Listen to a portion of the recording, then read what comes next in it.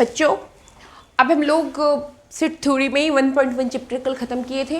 आज हम लोग 1.2 के लिए फिर अंदर का कुछ पहले जो पढ़ना है थ्योरी पार्ट उसको हम लोग पढ़ रहे हैं। आज पहले सेट्स की कुछ डिफरेंट टाइप्स जो है वो हम लोग पढ़ रहे हैं। पहला है एम्प्टी सेट, दी एम्प्टी सेट, या इसी को हम लोग दिनल सेट कहते हैं या इसी को दी वॉइड सेट कहते हैं। रिक्त समुच्चय, नाम ही सुनने से लग रहा है बच्चों, रिक्त मतलब जिसमें एक भी अवयव नहीं होंगे, ठीक है।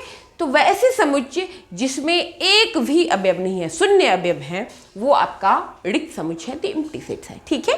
जैसे मैं कहूँ कि गर्ल्स स्कूल में पढ़ने वाले बॉयज स्टूडेंट का सेट, बच्चों गर्ल्स स्कूल में एक भी बॉयज स्टूडेंट तो पढ़ेंगे नहीं, तो इसीलिए वो हो जाएगा आपका एम्प्टी सेट, ठीक है। अब मान लीजिए एक दूसरा एग्जाम्पल लेती हूँ, a equal to x such that x square equal to 4 and x is an odd integer. X square equal to 4 है बट एक्स ऑड इंटीजर है। अब सोचिए एक्स स्क्वायर इक्वल टू 4 केवल रहता तो एक्स का वैल्यू 2 आता और -2 आता, लेकिन 2 और -2 ऑड है नहीं है, केवल यहीं तक रहता तब तो हम 2 और -2 ले लेते, लेकिन ये दोनों आपका विषम नहीं है, इसीलिए ये कुछ नहीं, 5 हो गया, ठीक है। या एम्प्टी सेट को हम लोग इस तरीके से डिनोट करते हैं, मिडिल ब्रेसेस के अंदर कुछ नहीं लिखते हैं, या तो इसको हम लोग 5 से सूचित करते हैं, ठीक है। तो इसमें एक भी अवयव नहीं है, इसीलिए ये आपको ये लिखिए या ये लिखिए, ठीक है। तो ये आपका एम्प्टी सेट हो गया, दी एम्प्टी सेट है, ठीक है। अब हमारे पास है नेक्स्ट है सेट फाइनाइट सेट्स। नाम ही सुनने से लगता है फाइनाइट, परिमित, जिसके अवयव जो है परिमित है, निश्चित है, फाइनाइट है, ठीक है। तो रिक्त समुच्चय में भी तो निश्चित ही अवयव है, कोई भी अवयव नहीं है, उनके अवयवों को भी तो हम लोग काउंट कर सकते हैं, ठीक है। 0 अवयव है, काउंट कर सकते हैं, तो इसीलिए हम लोग कहेंगे फाइनाइट सेट, एम्प्टी सेट, या वैसा सेट जिसके अवयवों को हम लोग काउंट कर सकते हैं, ठीक है, वो आपके फाइनाइट सेट है, ठीक है। तो जैसे मान लीजिए मैं पिछला ही एग्जाम्पल लेती हूँ, a equal to x such that x square equal to 4। तो अब यहाँ पे बच्चों इसका वैल्यू क्या हो जाएगा, एक्स स्क्वायर इक्वल टू 4 को क्या क्या सेटिस्फाई करेगा, 2 और -2। तो इसीलिए यहाँ पे 2 ही अवयव हुए, 2 एंड -2, इसीलिए ये आपका हो गया फाइनाइट सेट, ठीक है बच्चों। अब मान लीजिए दूसरा एग्जाम्पल मैं ले रही हूँ, यदि कह दें b equal to x such that x -2 into x -3 equal to 0, ठीक है, and x belongs to n। तो हम लोग क्या कहेंगे, x -2 इंटू एक्स -3 0 सॉल्व करेंगे, x -2 0 से क्या आ जाएगा, x इक्वल टू 2 आ जाएगा, और x -3 0 से x इक्वल टू 3 आ जाएगा, तो 2 3 हो गया। अवयवों की संख्या तो निश्चित है, इसलिए ये आपका हो गया फाइनाइट सेट, ठीक है बच्चों। अब मान लीजिए नेचुरल नंबर का सेट, तो इसमें अवयव जो है 1 2 3 4 5 6, लेकिन हम लोग काउंट तो नहीं कर सकते हैं ना। वैसे सेट जिनके अवयव को हम लोग काउंट नहीं कर सकते हैं वो हमारे हो गए इनफाइनाइट सेट, ठीक है। इनफाइनाइट सेट अपरिमित, नाम ही सुनने से परिमित नहीं है, इनके अवयवों को हम लोग काउंट नहीं कर सकते हैं, तो वो हो गए इनफाइनाइट। जैसे z है पूर्णांकों का सेट, 0 1 2 3 4, फिर इधर अनंत तक जा रहा है, इनफाइनाइट तक, इधर -1 -2 -3, इस तरीके से इनफाइनाइट तक जा रहा है। तो ये हम z के अवयवों को, पूर्णांक के अवयवों को नहीं काउंट कर सकते हैं, इसलिए ये हमारा इनफाइनाइट सेट हो गया, ठीक है। अब मान लीजिए रियल नंबर्स का सेट, रियल नंबर्स के सेट को आप लोग रोस्टर फॉर्म में तो नहीं लिख सकते हैं, क्योंकि दो छोटी से छोटी परिमेय संख्याओं के बीच, रियल नंबर्स के बीच भी इनफाइनाइट रियल नंबर्स होते हैं, ये आप लोग जानते हैं। जैसे 1 और 2 भी ले लिए, 1 और 2 के बीच पे इनफाइनाइट रियल नंबर्स हैं, है ना।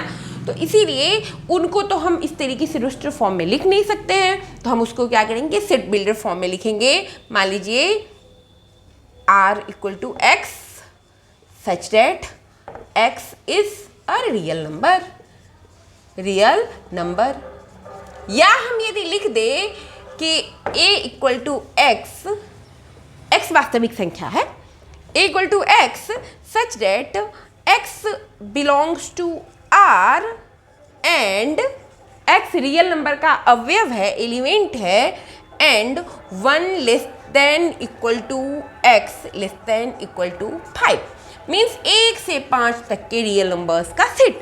हम लोग 1 से 5 के बीच भी इनफाइनाइट रियल नंबर्स हैं, इसीलिए ये सब इनफाइनाइट सेट हो गए। ठीक है बच्चों, अब हम लोग इक्वल सेट चलते हैं। इक्वल सेट नाम ही सुनने से लगता है समान समुच्चय, मीन्स अवयव सेम होंगे। जो ए का प्रत्येक अवयव बी में होगा और बी का प्रत्येक अवयव ए में होगा, वही हमारा इक्वल सेट है। जैसे अब रिक्त समुच्चय इम्प्टी सेट भी हम लोग ले सकते हैं। इसमें मान लीजिए a इक्वल टू ये है और b हम ऐसा सेट ले लिए x such that x greater than 15 and x less than 10। x 15 से बड़ा है और 10 से छोटी, एंड ये भी लिख दे x बिलोंग्स टू, कुछ भी छोड़िए ना, 15 से बड़ी और 10 से छोटी कोई संख्याएं होती हैं? नहीं होती हैं। तो ये भी एक्चुअली ये भी फाई ही होगा। इसको यदि हम लोग रिस्ट्रिक्ट फॉर्म में लिखे तो हम लोग फाई ही लिखेंगे, कुछ तो अवयव है नहीं, मतलब ये इम्प्टी है, केवल मिडल ब्रेसेस करके, मतलब ब्रैकेट करके ब्रेसेस करके और छोड़ देंगे। तो ये दोनों, इसमें भी तो हमारा फाई ही है, ये भी फाई ही है। तो यहाँ पे ए और बी इक्वल सेट्स हैं। ठीक है बच्चों, मान लीजिए मैं लूँ a equal to x such that x square equal to 4, ठीक, and x belongs to n ले लूँ। x बिलोंग्स टू n नहीं भी लेती हूँ तो भी आ जाएगा वही, x square equal to 4 means x equal to +2 and -2, and b equal to मैं ले लूँ x such that x +2 and -2 ले रही हूँ ना, तो देखिए x -2 इंटू, ये नहीं लूंगी, n ले लूंगी तो अच्छा बच्चों देखिए मैं वो भी एग्जाम्पल n वाला भी बताती हूँ। ठीक है, x -2 into x +2 equal to 0, ठीक है। अब ये देखिए बच्चों, यहाँ पे n लेती तो इक्वल सेट नहीं होता, मैं अभी बता रही हूँ, वो दोनों एग्जाम्पल बता रही हूँ। x such that x square equal to 4, इसका मीनिंग क्या हो गया, a हमारा क्या हो गया, x square equal to 4 means 2 हो गया और -2 हो गया, और यहाँ पर b equal to x such that x -2 into x +2 equal to 0। तो इसको हम सॉल्व यदि करते हैं तो ये भी आ जाता है 2 एंड -2। तो a का प्रत्येक अवयव जो है वो b में है और b का प्रत्येक अवयव प्रत्येक एलिमेंट a में है, तो a और b इक्वल सेट है। बट यदि हम लोग and x belongs to n लिख दे और इसको यूं ही छोड़ दे, बच्चों जैसे ही x बिलोंग्स टू n लिख दिए तो इसमें तो -2 नहीं होगा, a इक्वल टू केवल 2 होगा और b इक्वल टू 2 और -2 है, तो ये दोनों इक्वल सेट नहीं है। समझ गए बच्चों? तो अब हम लोग इम्प्टी सेट पढ़े, फाइनाइट सेट पढ़े, इनफाइनाइट सेट पढ़े एंड इक्वल सेट पढ़े, और आगे हम लोग 1.2 एक्सरसाइज के लिए तैयार हैं।